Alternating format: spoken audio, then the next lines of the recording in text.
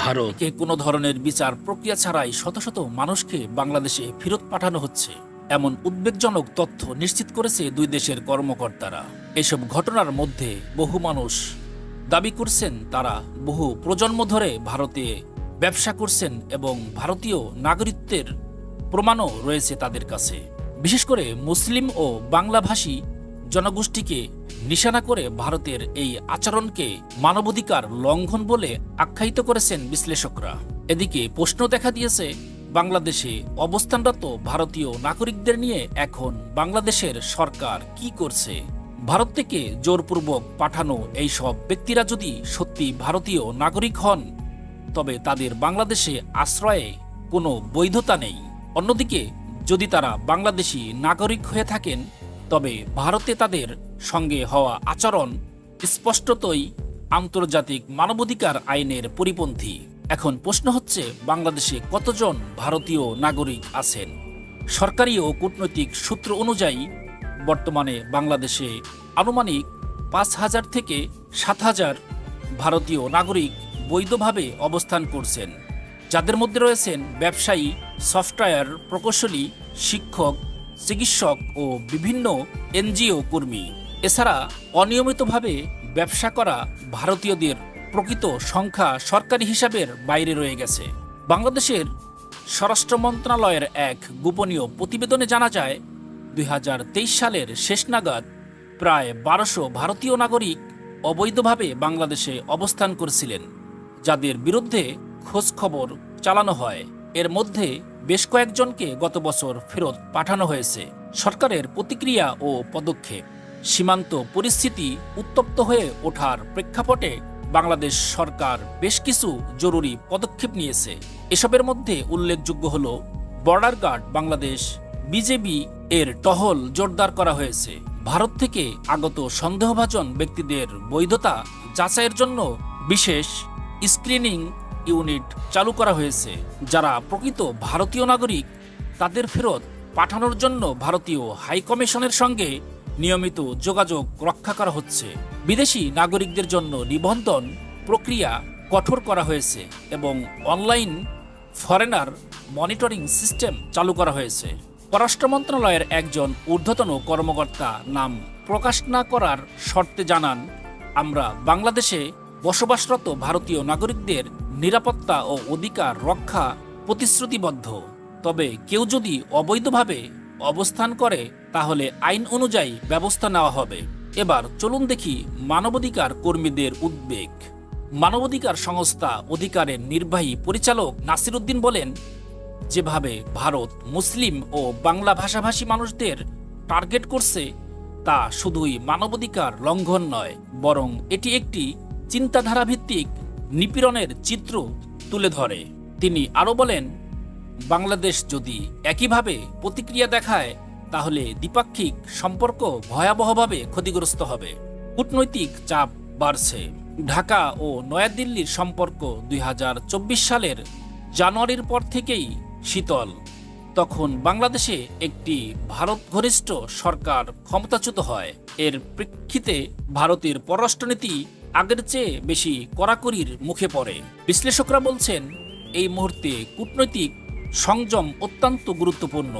উভয় দেশকেই সংবেদনশীল ইস্যুতে দায়িত্বশীল আচরণ করতে হবে।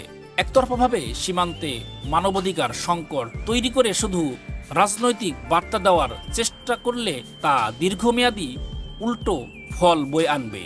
অভিবাসন ও নাগরিকত্ব নিয়ে ভারত ও বাংলাদেশের সংবিধান ও আইন অনুযায়ী অবস্থান কিছুটা আলাদা। ভারতের সংবিধান আইন অনুযায়ী অভিবাসী বিষয়ে অবস্থান।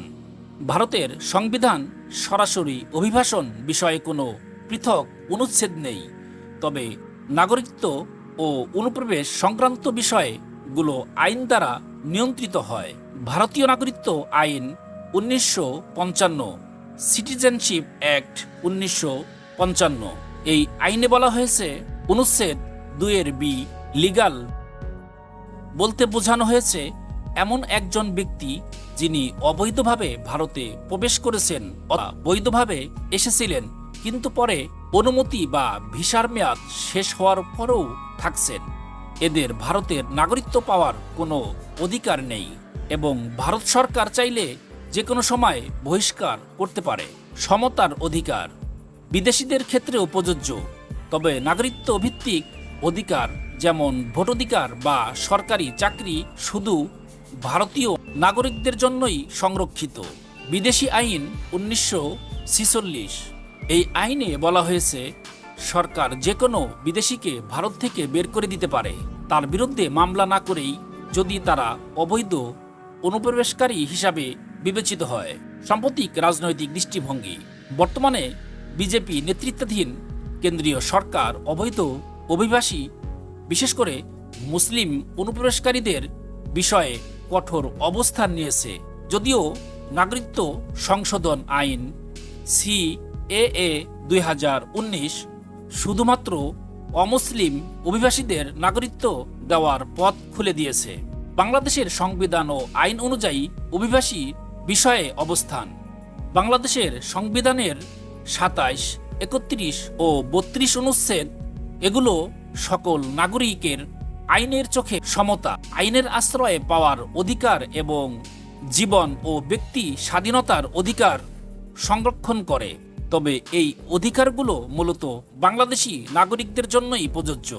বাংলাদেশ নাগরিকত্ব আইন 1951, এই আইনে বলা হয়েছে বাংলাদেশে কেউ জন্মগ্রহণ করলেই সে নাগরিক হয় না। যদি তার পিতামাতা বাংলাদেশের নাগরিক হয় তবেই সে নাগরিক হিসাবে গণ্য হবে। অবৈধভাবে প্রবেশ করা বিদেশি ব্যক্তিদের নাগরিকত্ব পাওয়ার সুযোগ নেই এবং এদের বিদেশি হিসাবেই বিবেচনা করে আইনি প্রক্রিয়ায় ফেরত পাঠানো যায়। বিদেশি নাগরিক ও অভিবাসন সংক্রান্ত আইন বাংলাদেশের অভিবাসন পুলিশ বা স্পেশাল ব্রাঞ্চ SB বিদেশি নাগরিকদের উপর নজরদারি রাখে এবং অবৈধভাবে অবস্থানরতদের বিরুদ্ধে আইনি ব্যবস্থা গ্রহণ করে। যদি কেউ বৈধ ভিসা ছাড়া অবস্থান করে তাহলে তাকে foreigners act 1946, British area law still in USA অনুযায়ী আটক বা ফেরত পাঠানো হতে পারে। ভারত তাদের আইনে অবৈধ অভিবাসীদের ফেরত পাঠানোর ক্ষমতা রাখে, তবে সেটা করতে হবে আন্তর্জাতিক মানবাধিকার আইনের আওতায় এবং প্রমাণের ভিত্তিতে। বাংলাদেশ নিজের ভূখণ্ড থাকা অবৈধ বিদেশিদের ফেরত পাঠাতে পারে, কিন্তু সংবিধান অনুযায়ী জাতিগত বা ধর্মীয় পরিচয়ের ভিত্তিতে বৈষম্য করতে পারে না। উভয় দেশকেই সংবেদনশীলতা ও ন্যায্যতা বজায় রেখে কাজ করতে হবে, যাতে কোনো নিরীহ ব্যক্তি জাতীয়তা নেই এমন অবস্থার শিকার না হন।